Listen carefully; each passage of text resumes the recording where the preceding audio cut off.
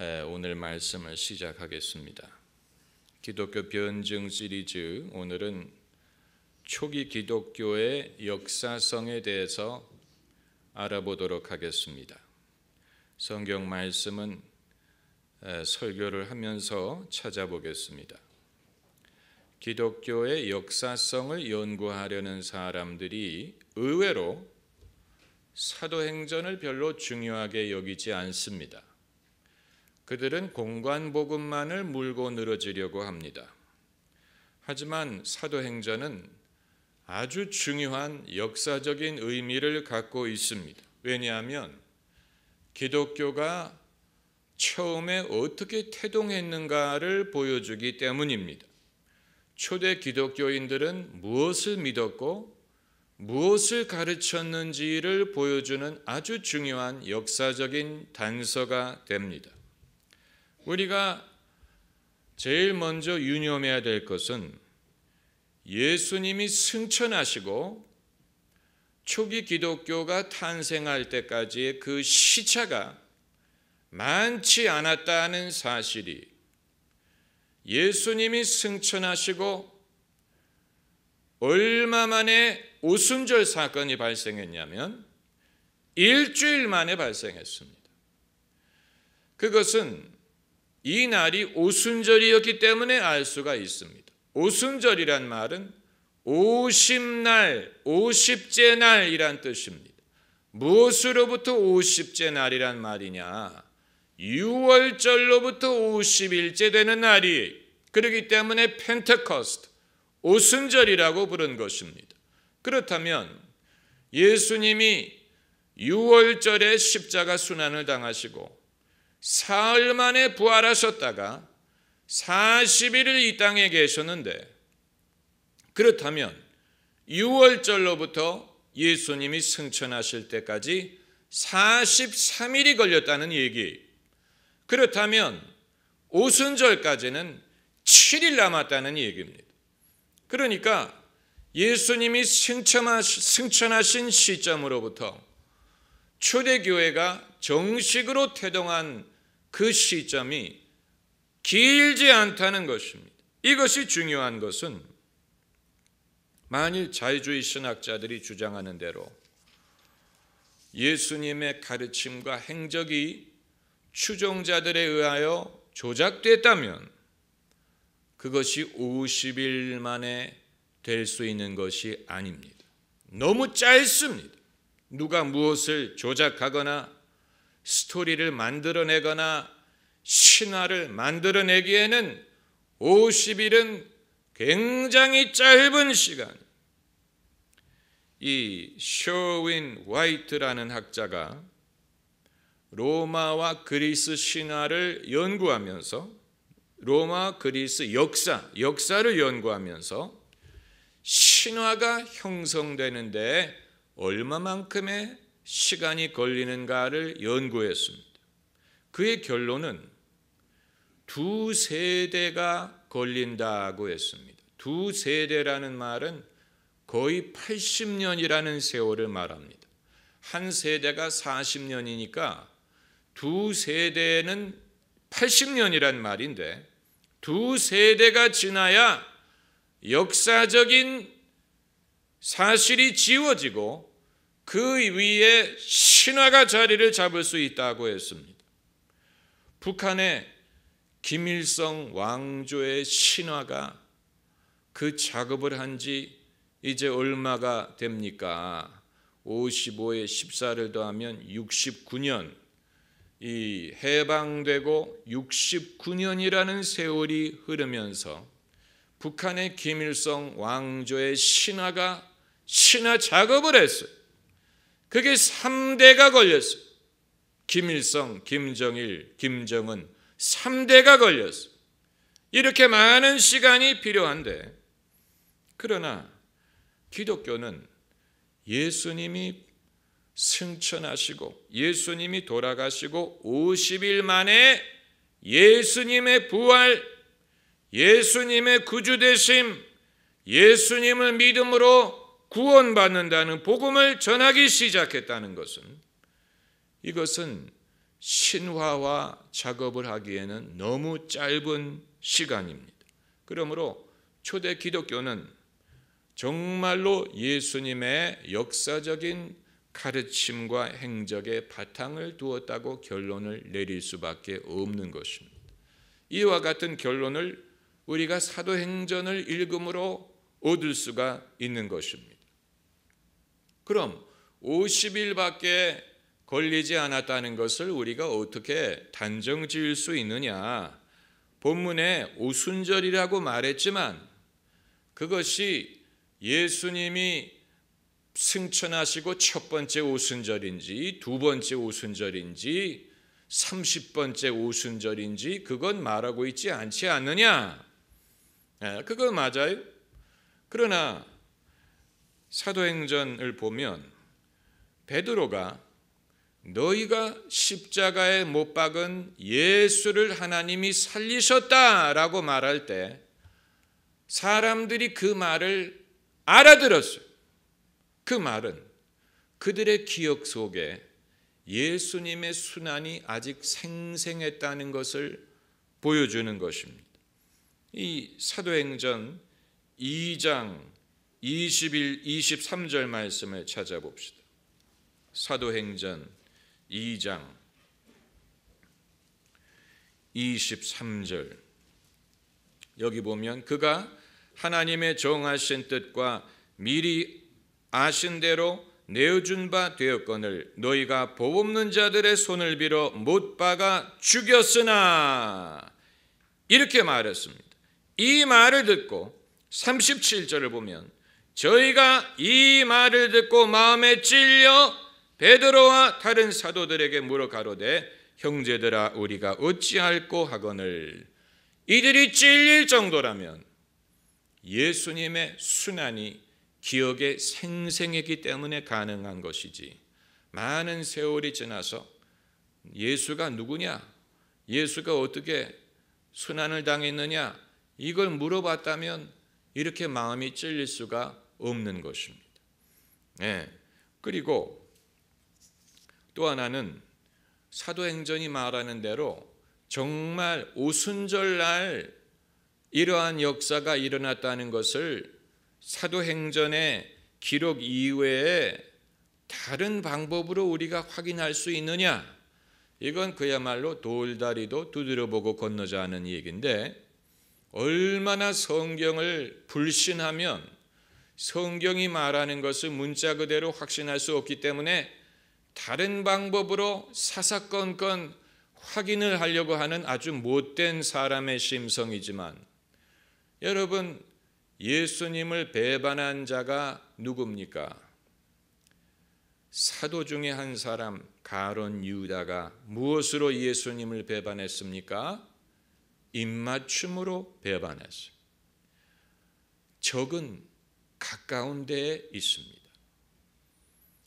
기독교의 변증을 우리가 공부해야 될 필요는 기독교를 모르고 안 믿는 사람의 반대에 대응하기 위한 것이 아니고 우리 편인 줄 알았던 기독교인들 중에 성경을 믿지 않고 성경의 기록을 신뢰하지 않고 우리는 그들이 우리와 같은 기독교인인 줄 알았는데 그들은 예수님의 구원을 인정하지도 않고 예수님만으로 구원받는다고 믿지도 않고 복음을 불신하면서 스스로를 기독교인이요 기독교 신학자라고 부르는 자들 그들이 성경을 파헤치고 이것을 믿을 수 없다느니 저것을 믿을 수 없다느니 이것은 신화에 의한 것이었다느니 이것은 역사성이 없다느니 원수가 멀리 있는 게 아니었어요. 원수가 가까운 데에 있었어요. 우리와 같은 편이라고 생각했던 자들이 그들이 원수보다도 더 적대적인 일을 한 것입니다.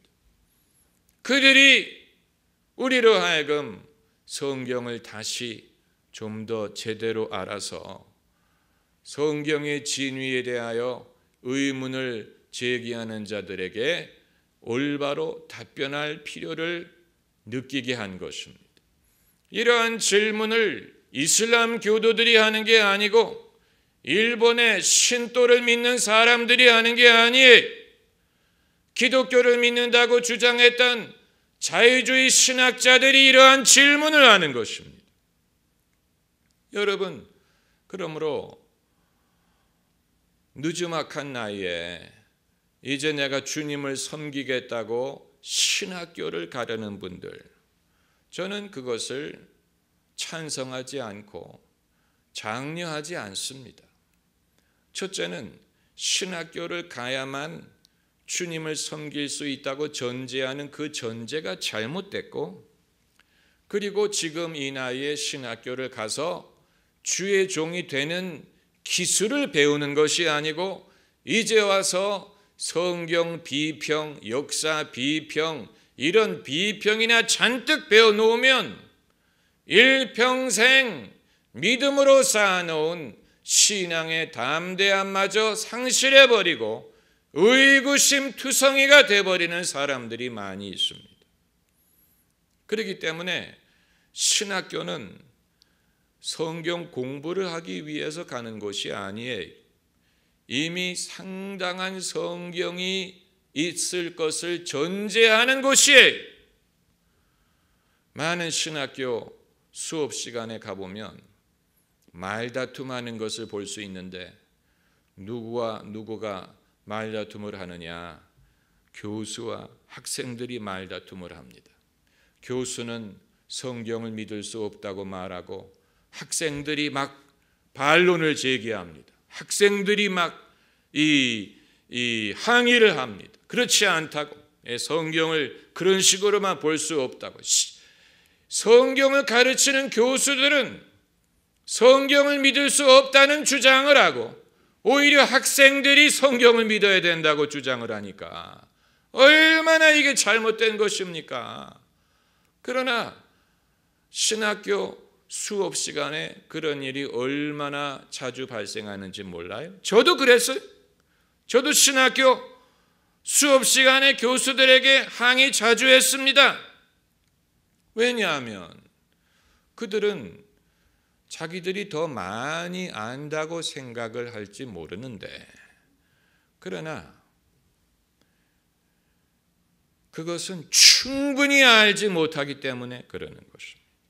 충분히 알았다면 오히려 성경을 신뢰할 수 있었을 텐데, 섣불리 알기 때문에 이런 이론, 저런 이론을 주장하는 것입니다.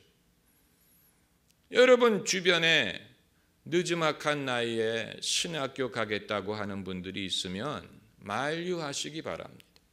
차라리 주님을 섬길 의사가 있다면 선교지를 가든가, 그래서 평신도 선교사로 가서 봉사를 하고 복음을 전하는 것이 더 낫지, 이제 와서 신학교에 입학해서 언제 목사 안수를 받고 언제 교회 이 청빙을 받고 언제 이 모든 것을 하겠다는 얘기입니까?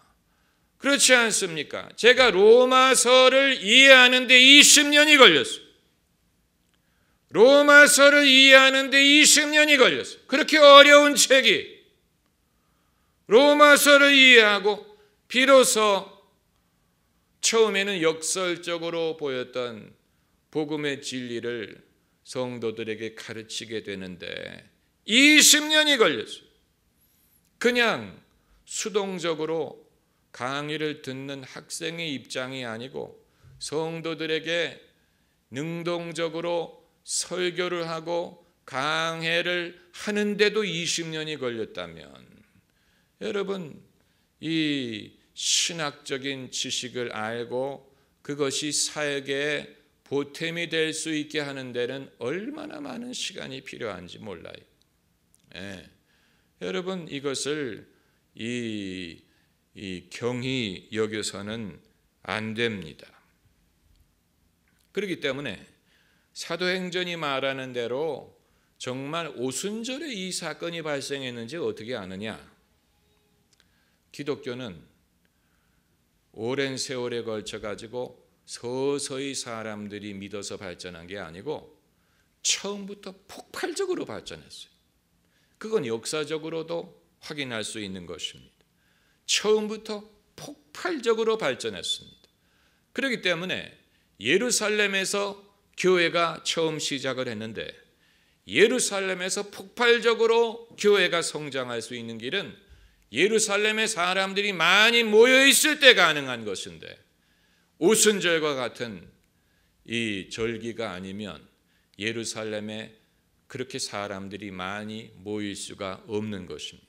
그러므로 오순절날 3,000명이 드는 앞에서 베드로가 설교를 해서 그들이 회심했다는 것은 얼마든지 신뢰할 수 있는 역사적인 사실이 되는 것입니다. 그것뿐만이 아니고, 그러니까 그것뿐만이 아니란 말은 이 예수님이 승천하시고 나서 오순절 사건이 발생할 때까지 많은 시간이 걸리지 않았다는 아주 중요한 것, 그것뿐만이 아니고 베드로의 설교 내용이 귀중한 역사적인 자료가 됩니다. 사도행전에는 바울이 등장하기 전까지 베드로의 행적을 중심적으로 기록하고 있는데 베드로의 설교문이 많이 기록되어 있습니다.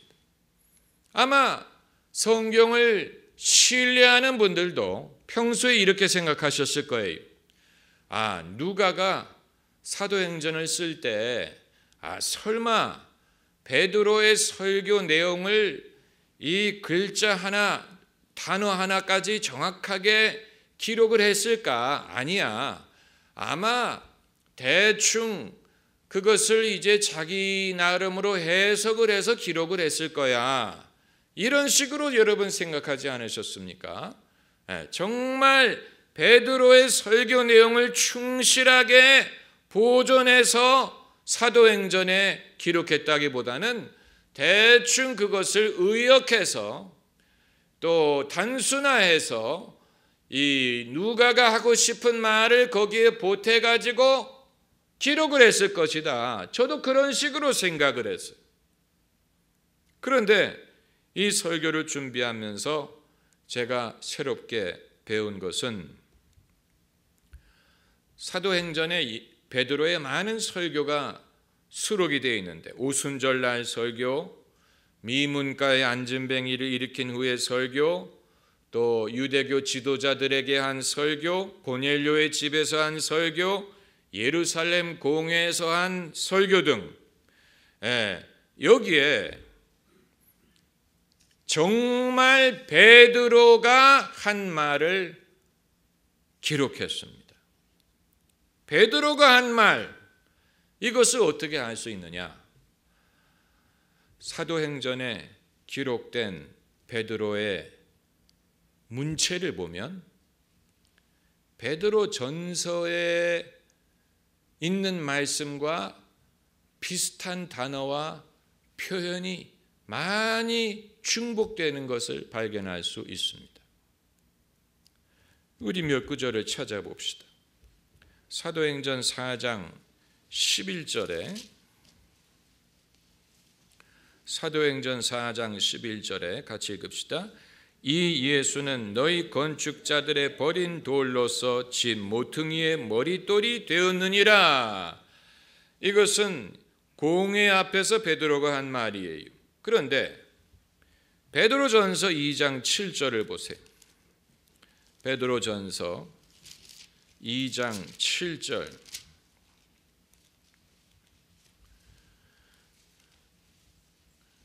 베드로전서 2장 7절 같이 읽읍시다. 그러므로 믿는 너희에게는 보배이나 믿지 아니하는 자에게는 건축자들의 버린 그 돌이 모퉁이의 머릿돌이 되었다. 똑같은 말이, 똑같은 성경 구절을 인용해서. 그러니까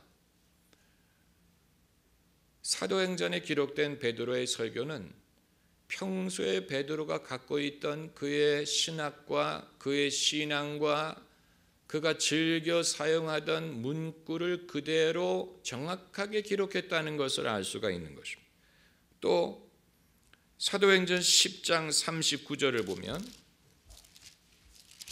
사도행전 10장 39절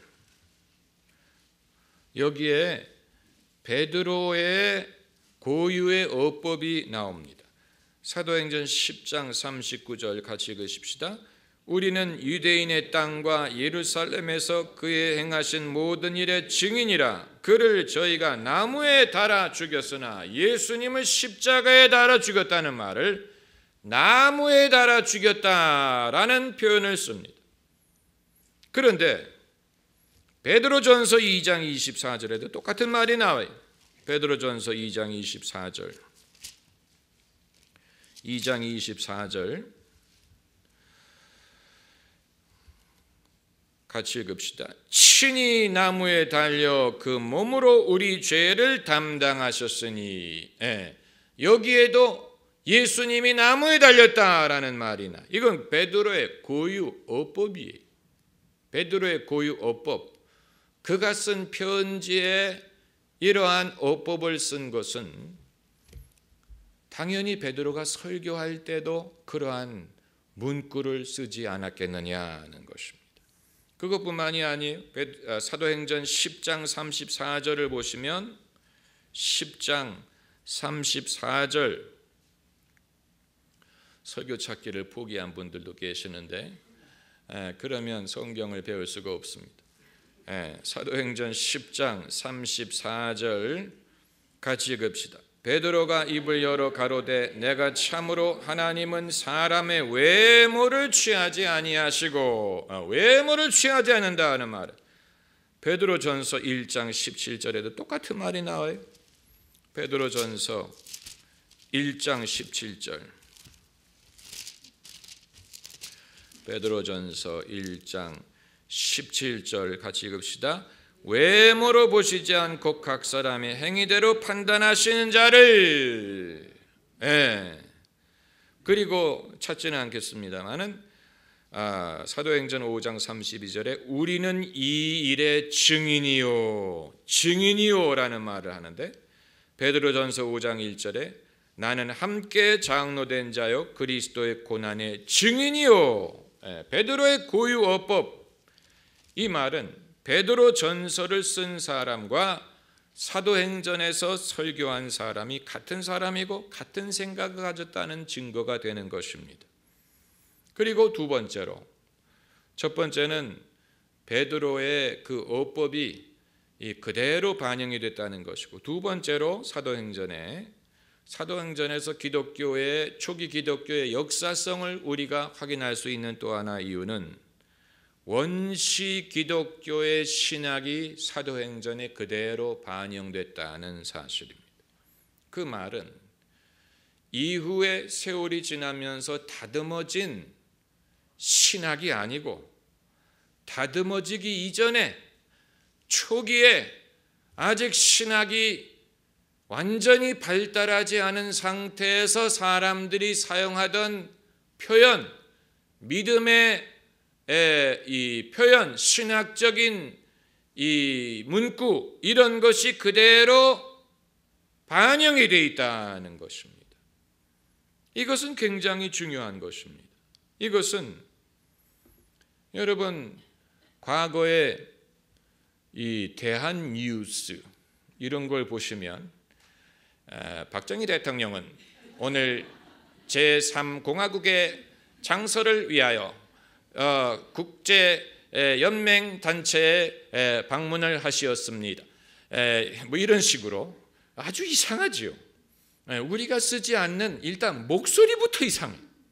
옛날 분들은 왜 목소리가 그래? 오늘날은 그런 목소리 가진 사람이 없어요. 대한뉴스 목소리부터. 그리고 그 옛날에는 경찰관을 순경이라고 불렀고 오늘날은 순경이라고 부르지 않고 경찰, 교통경찰이라고 부르는. 또 옛날에는 서울의 자가용 자동차가 3만 대를 넘어섰습니다. 자가용, 옛날에는 자가용이란 말을, 요즘에는 자가용이란 말 안 써요. 그건 이제 우리가 안 쓰는 표현이에요. 왜냐하면 대부분의 차가 자가용이기 때문에 굳이 자가용이라는 말을 쓸 필요가 없게 됐어요. 옛날에는 이 시대 차이에서 그것뿐만이 아니에요. 제가 옛날에 누가 하도 운전을 거지같이 하길래 그렇게 우물쭈물하지 말고 좀 빨리 하라 그랬더니 그런 표현을 한국에서 안 쓴대.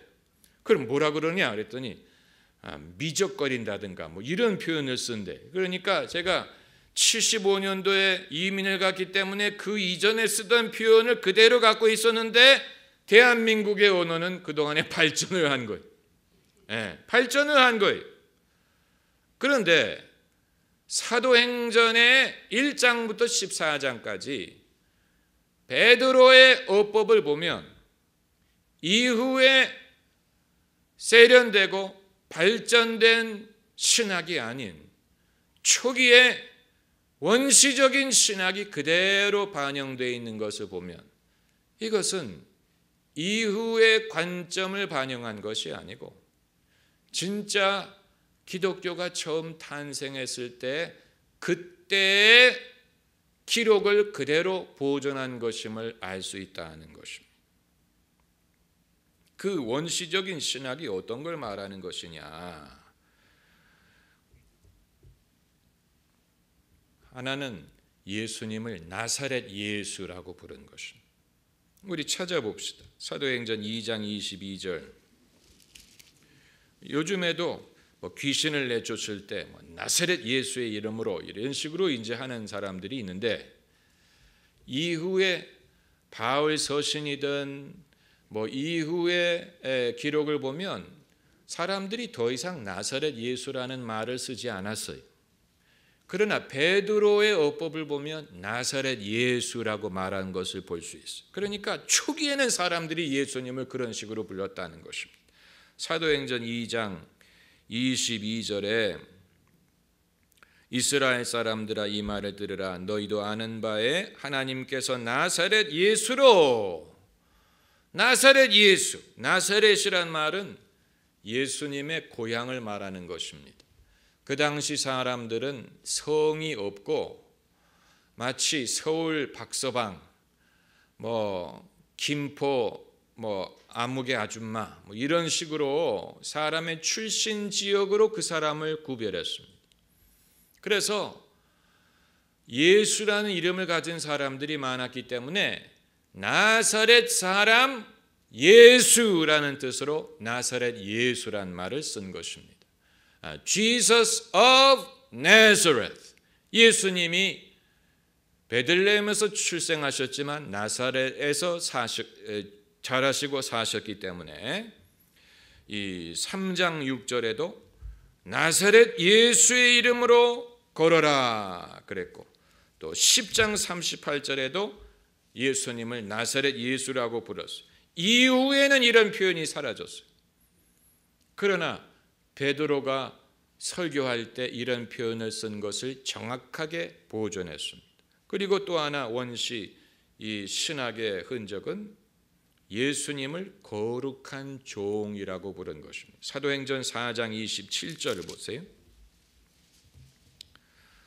사도행전 4장 27절에 이제 공회 앞에서 예수의 이름으로 가르치지 말라 이렇게 경고를 받고 제자들이 돌아가서 교회와 함께 기도할 때 27절에 과연 헤롯과 본디오 빌라도는 이방인과 이스라엘 백성과 합동하여 하나님의 기름 부으신 거룩한 종 예수를 거스려, 여기에 종이란 말 옆에 숫자가 있고 숫자를 따라 내려가면 뭐라고 써 있습니까? 혹 소자.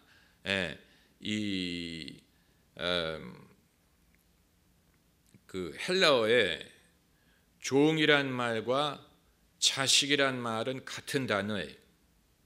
그렇기 때문에 문맥에 따라서 자식이란 말이 될 수도 있고 종이란 말이 될 수도 있어요. 누굽니까? 회당장이 백부장이 와서 자기의 종이 중풍으로 누워 있다고 말했을 때 그 말은 자기의 종을 말하는 것일 수도 있고 자식을 말하는 것일 수도 있는데 종이라고 번역한 이유가 뭡니까? 중풍을 앓고 있다고 했기 때문에 설마 자식이 중풍을 알 일은 없고 나이가 많은 종이었을 것이다라고 판단하고 그렇게 번역을 한 것입니다. 그런데 아무튼 그 중요한 게 아닌데, 예수님을 하나님의 거룩한 소자라고 불렀어. Holy Child Jesus. 이것은 이후에는 사라진 표현이에요. 이후에는 아무도 예수님을 그런 식으로 부르지 않았어요. 그러나 이때는 그런 식으로 불렀고 그것이 그대로 반영이 돼 있고 역사성의 근거가 되는 것입니다. 그것뿐만이 아니고 그 사도행전에 원시기독론이 나옵니다. 원시기독론이란 이 이후에 예수님이 누군가에 대한 좀 더 풍성하고 좀 더 발전한 기독론이 생기기 전에 초기에 사람들이 예수님을 뭐라고 불렀느냐. 2장 36절을 보시면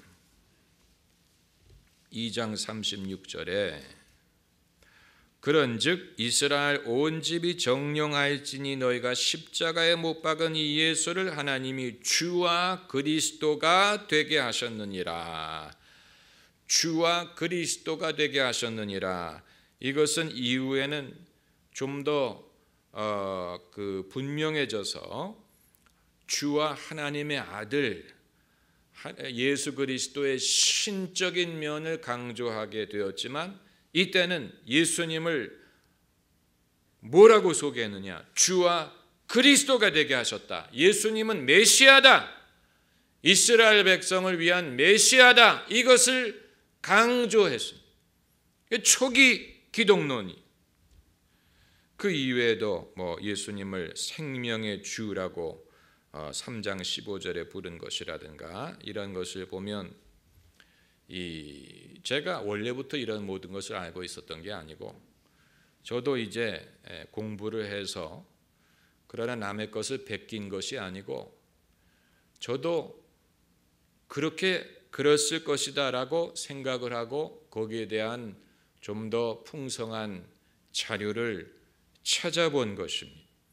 성경을 하나님의 말씀으로 신뢰하는 분들도 성경의 저자들이 이토록 사실에 충실했으리라고는 생각하지 않으셨을 것입니다.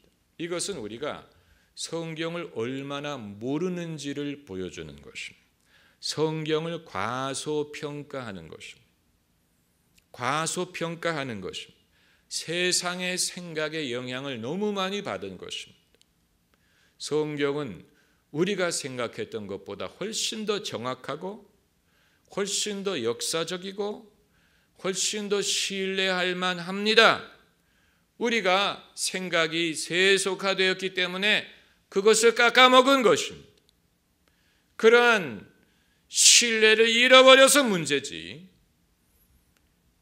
우리가 섣불리 성경을 의심하는 사람들보다 더 많이 알면, 더 충분히 알면 오히려 성경을 신뢰할 만한 이유가 더 많다는 것을 발견하게 되는 것입니다. 할렐루야. 기도하십시다.